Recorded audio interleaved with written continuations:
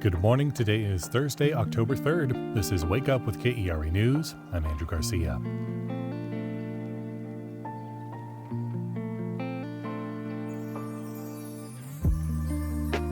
The forecast is sunny and clear today across North Texas, with highs reaching in the low to mid-90s. Dinosaurs have been extinct for a long time now, but they still have plenty to teach us about our planet's history. We'll hear more about how in a really fun story after today's news.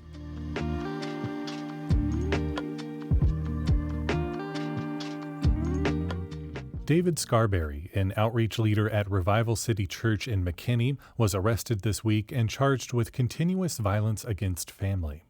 Court records show that in 1994, Scarberry was arrested in Oklahoma for assault and battery, and his ex-wife filed a protective order for domestic abuse. Scarberry maintains that new charges are false accusations.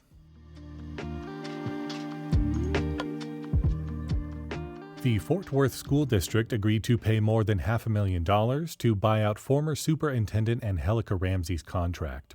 The agreement details the educator's new role as the district's public relations ambassador. Ramsey's last day as superintendent was on Monday, but her last day of employment isn't until August of next year.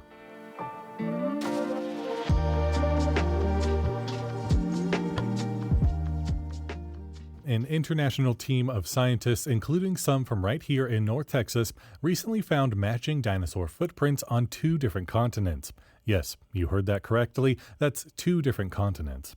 It's a discovery that sheds light on the ancient world, and KERA's Justin Martin joined Catherine Hobbs to geek out about how this fits into the bigger picture of Earth's history.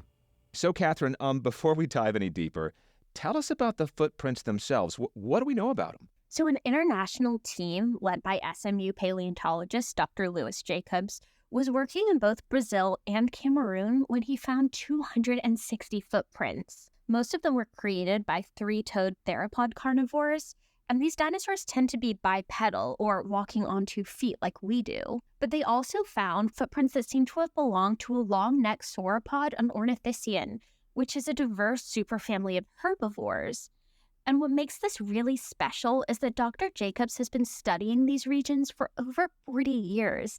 And this time, the team found footprints so similar, they suggest the same dinosaur left tracks on 2 entirely different continents. I have to ask, how could the same dinosaur leave footprints on 2 continents? An excellent question. So we know that Earth's landmass used to be smushed together in a supercontinent called Pangaea. That was about 250 million years ago during the late Paleozoic and early Mesozoic eras, long before the continents split. But after Pangaea broke apart, Gondwana became the next supercontinent around 180 million years ago, and it included modern-day South America and Africa, and that is where these footprints were found. So what do these footprints actually tell us about the environment back then? They give us this really special snapshot of what life was like 120 million years ago. These dinosaurs were walking along ancient rivers and lakes on muddy floor plains, and it was kind of like nature's superhighway. The sediment left behind captured their footprints and show us not just where they traveled, but how the environment supported them. Herbivores had plenty to eat because plants grew abundantly by the water, and predators were clearly hunting in the same areas.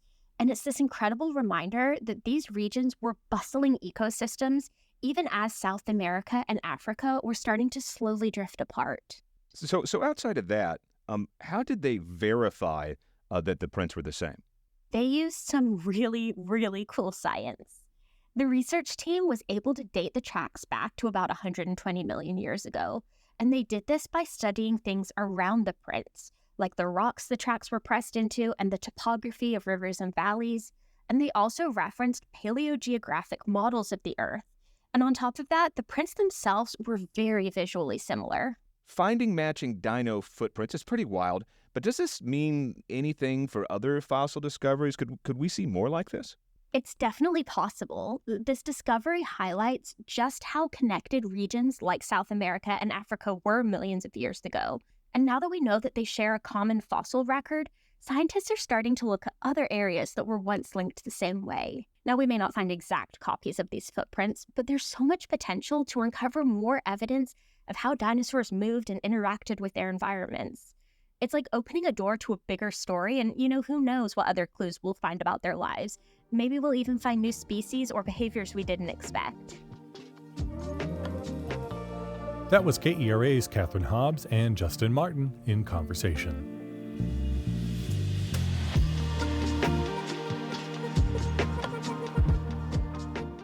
The inaugural 60 Strikes cricket tournament kicks off tomorrow at UT Dallas, featuring 6 teams with top players from around the world.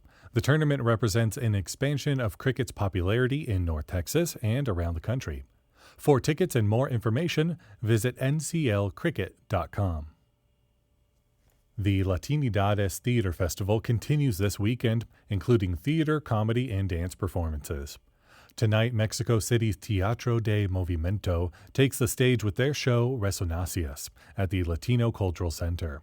To find the full lineup of Latinidades performances and more things to do, visit kera.org/calendar.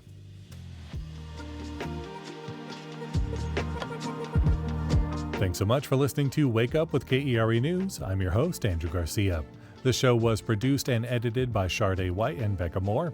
For more news in your inbox, visit kera.org/wakeup. That's where you can subscribe to the Wake Up with KERA News newsletter. That's written by our colleague, Catherine Hobbs. Connect with us on Facebook, Instagram, and Threads at KERATX, and we'll see you tomorrow.